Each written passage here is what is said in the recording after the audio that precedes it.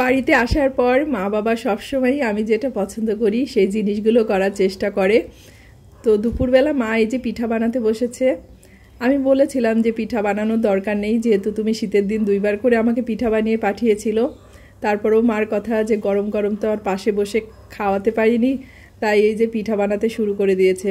আর আজকে আপনাদের সাথে শেয়ার করব স্বপ্নিল দাদাবাড়িতে এসে যেতে চাই না তার কি কারণ। নমস্কার, আমি লিপি সাহা। হ্যালো এভরিওয়ান, কি অবস্থা, কেমন আছেন সবাই? আশা করছি খুব ভালো আছেন সবাই। আমিও ভালো আছি আপনাদের আশীর্বাদে, ঈশ্বরের কৃপায়। আর আপনারা যেখান থেকে আমার ভিডিওটা দেখছেন সবাইকে অনেক ওয়েলকাম আমার নতুন আরও একটা গ্রামের ভিডিওতে। আর এই পিঠা হচ্ছে গুড় দিয়ে খেতেও মজা লাগে, গরম গরম।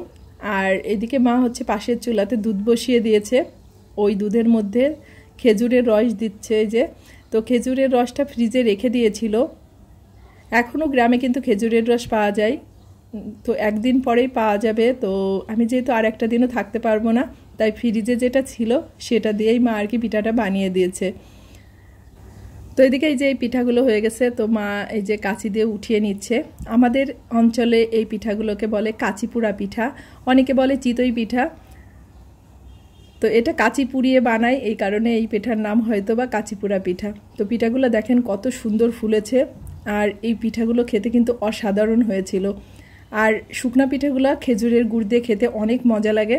তো আমি এখানে বেশ খানিকটা খেজুরের গুড় নিয়ে নিয়েছি, আর এই যে পিঠা খাচ্ছি, কারণ মার বায়না আমি বানাচ্ছি আর তুমি এখানে বসে বসে খাবে।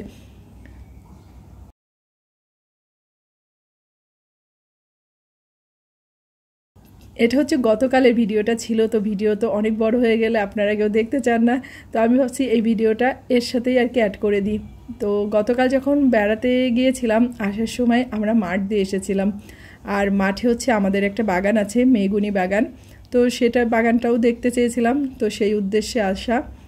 আর একটা কারণ আছে, যেহেতু মেগুনি বাগানটা আমরা রাখতে চাচ্ছি না, এটাকে বিক্রি করে দিতে চাচ্ছি, তো লোকজন দেখানো হচ্ছে।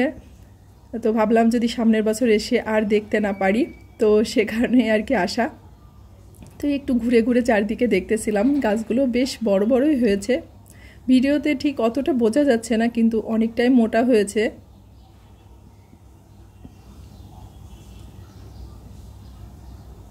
তো ঘুরতে যাওয়ার সময় মা বললো একবারে আমরা মাঠ দিয়ে ধান ক্ষেত আর হচ্ছে আমাদের এই মেগুনি বাগানটাকে দেখে যাই।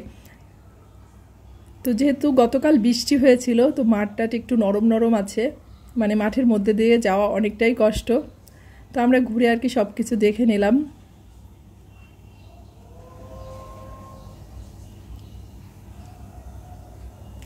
আর মাঠে হচ্ছে গাছ থাকলে যেটা হয়, খুবই অত্যাচার হয়, মানুষজন নিজেদের ইচ্ছা মতো সেই জমিটাকে আর কি ব্যবহার করে। তো আমাদের এই জমিটার ক্ষেত্রেও সেটা হয়েছে, এই যে পাশের লোকজন সব এর মধ্যে রেখে দিয়েছে, মাটি কেটে নিয়ে চলে যাচ্ছে, মানে ভীষণভাবে অত্যাচারিত এই জমিটা আর কি।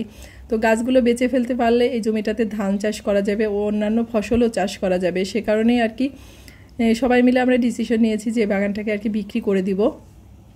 আর এই যে পাশেই হচ্ছে ভুট্টার জমি, তো এখান থেকে স্বপ্নিল এই যে 2টা ভুট্টা নিয়ে নিয়েছে। তো এটা নাকি বাসায় যেয়ে আর কি পুড়িয়ে খাবে। আর মা বললো চলো আমরা যখন যাচ্ছি তখন আমাদের ধানের জমিটাকেও একটু দেখে যাই। তো এইদিকে মাঠটাতে খুবই অল্প পরিমাণে ধান চাষ হয়।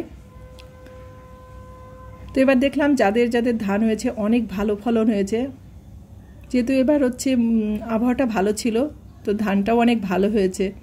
তো মা আর কি আমাকে ঘুরে ঘুরে দেখাচ্ছিল। আর এই সামনের এই জমিটাই হচ্ছে আমাদের ধানের জমি।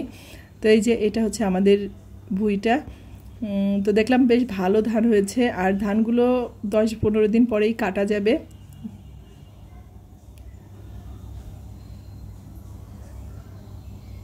যে ধানগুলো লাল হতে শুরু করেছে।